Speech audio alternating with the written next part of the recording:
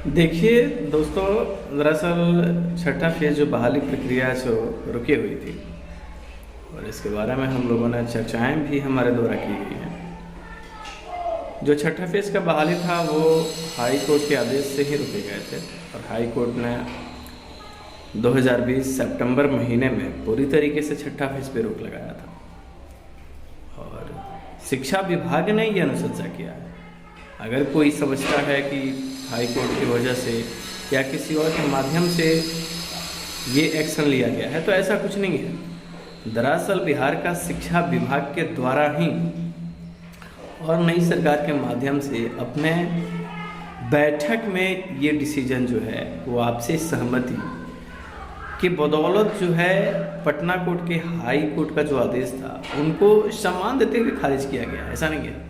और उस बहाली प्रक्रिया को 31 मार्च तक कंप्लीट करने की बात कही गई है।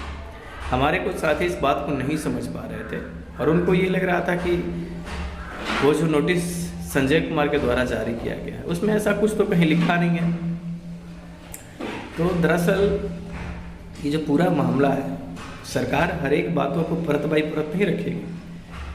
पूरी तरीके से मेरे कहने का मतलब है कि बहाली जो है, जो अगला बहाली बिहार में होने वाला है, वो कहीं ना कहीं 31 मार्च तक छठा फेज जो कंप्लीट करने की जो बात है वो सरकार के ही माध्यम से किया गया है।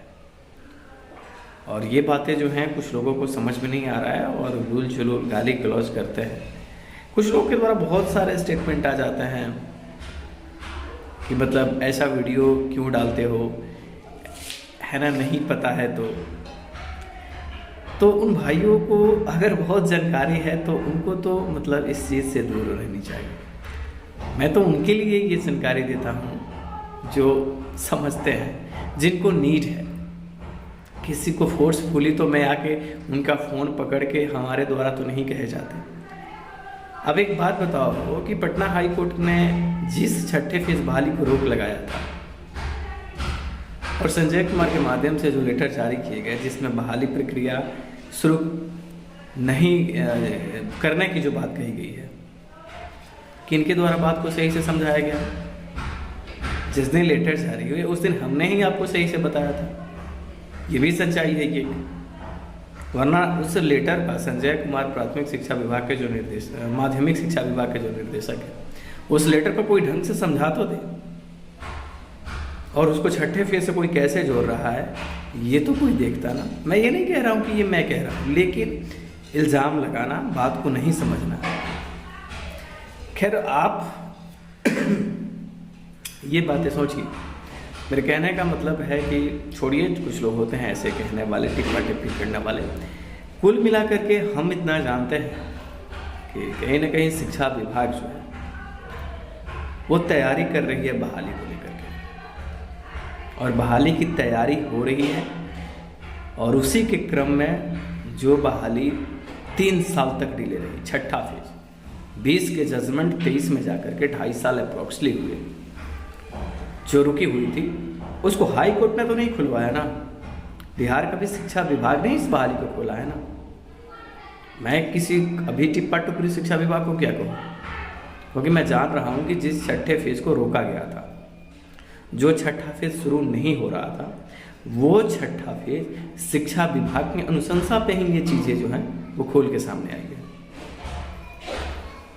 31 मार्च तक छठे फेज का जो काउंसलिंग है वो प्रक्रिया है।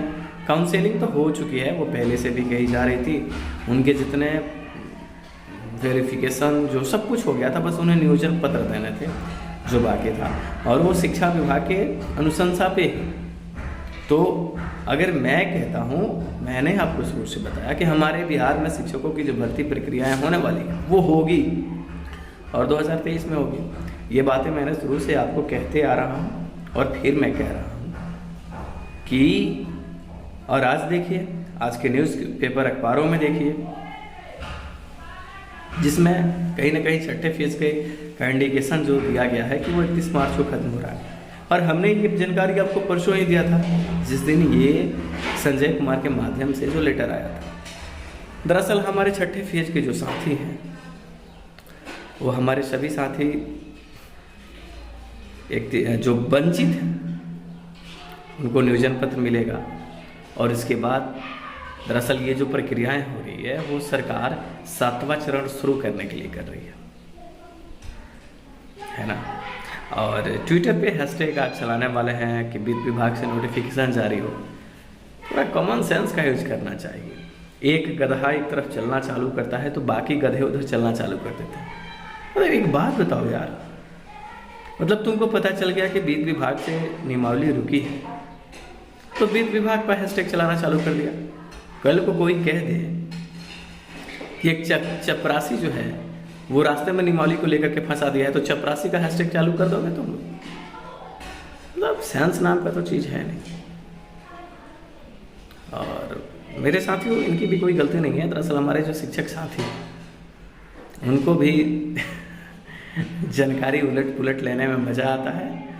और जिस तरीके से शुरू से क्या कीजिएगा, 2-4 सालों से बिहार में नई शिक्षक भर्ती प्रक्रिया होने वाली है तो शिक्षक अभ्यर्थियों को आदत हो चुका है गलत जानकारी स्वीकार करना।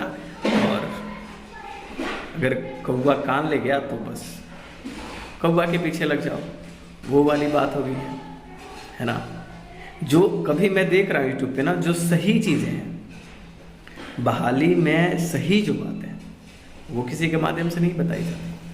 किसी के भी माध्यम से सही जानकारी जो है वो नहीं बताई जाती, लेकिन गलत जो बातें हैं वो जरूर बताया जाता है। आज पत्र लोग देखे, आज अखबार में लोग पढ़े कि 6ठा फेज जो है वो 31 मार्च को ख़त्म किया जाएगा। वो हो जाएगा, आज यकीन होगा। लेकिन अगर इस बात को समझने की बात की जाए तो किसी को समझ में नहीं आएगा। बस अखबार में पढ़े उसको मानना है, जो छप गया वो मानना है, अपने तरीके से तो बात को समझना नहीं है। और कुछ नेता लोग हैं, बस वो जो कह रहे हैं, जो वो समझा रहे हैं वो समझे जा रहे हैं शिक्षक अभ्यर्थी। ये शिक्षक अभ्यर्थियों को समझना होगा। इतना दिन बहुत ज़्यादा गुमराह रहे हैं यार, अब मत रहिए ना, बात को समझिए। हर बातों को तो हम लोग एक दूसरे से शेयर करते हैं, बात को समझते हैं।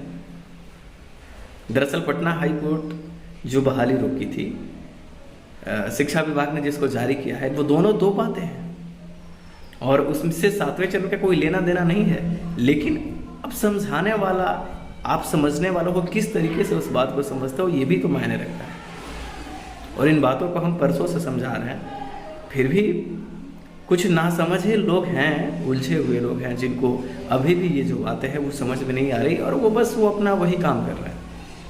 उनको दरअसल और किसी खास चीज़ से तो कोई मतलब है नहीं और बस वो लड़े जा रहे हैं। लेकिन इस बात को शिक्षक अभ्यर्थियों को समझना होगा, 7वें चरण के लिए सब कुछ ठीक हो रहा है।